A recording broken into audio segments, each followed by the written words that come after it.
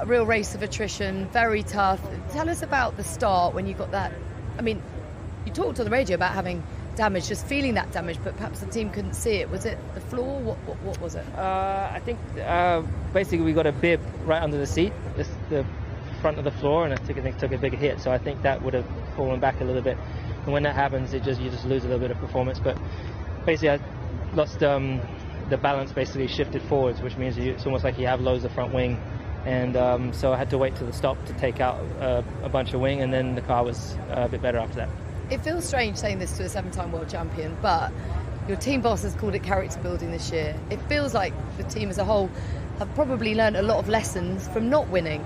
Is that how it feels for you? Do you feel like a kind of collective team effort of learning a lot and ultimately making progress going into the winter?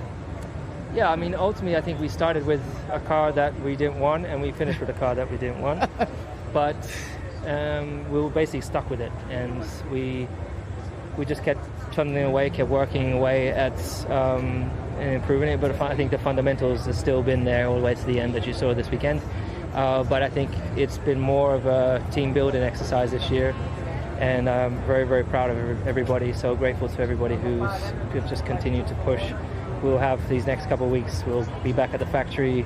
We'll get to see everybody, and whilst we're not celebrating a world championship, we'll be celebrating them still for their hard work and efforts. And I